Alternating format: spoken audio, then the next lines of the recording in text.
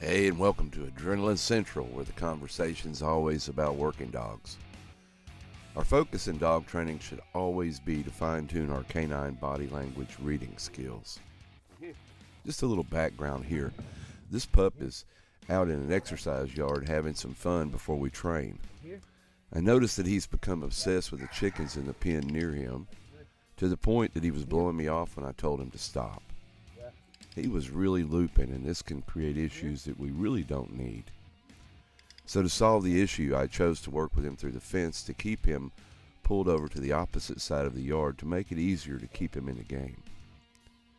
In order for me to stop him from chasing the birds that he can't catch, I need to have a motivator that competes with that action.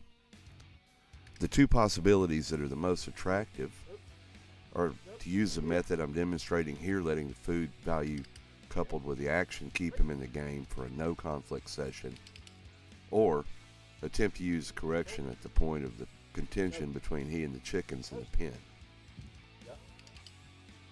I'm using the fence between us to force me to use no conflict means to address the issue and keep the pressure low. Why? If I increase the pressure to comply with my wishes, his drive will drop. His motivation to interact with me will be lost to the competing interest of chasing the chickens.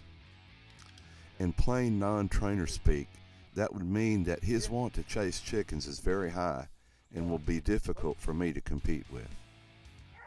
So the keys to success here are: number one, to have a high value food reward, and number two, include a lot of movement and excitement to hook the dog and grab his interest.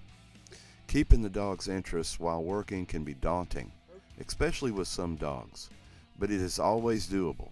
In this case, I'm using movement to add value to the high value food reward, and he's responding well. Check him out right there where he stalls as he's coming around. You can see there that he is losing motivation quickly. To counter his loss in motivation, I give a little bit more pep in my cue for him to come around, and I'm also giving him a little bit more body movement to create interest, to keep him in the game. The big takeaway here, of course, not being so much in the training, but in the understanding of what's motivating the dog to do what he's doing, and what we can do to change motivations.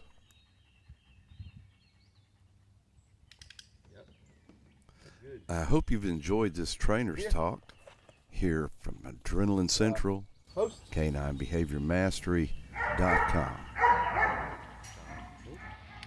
True canine mastery requires a lifetime, but that doesn't mean you can't get control of your dog today.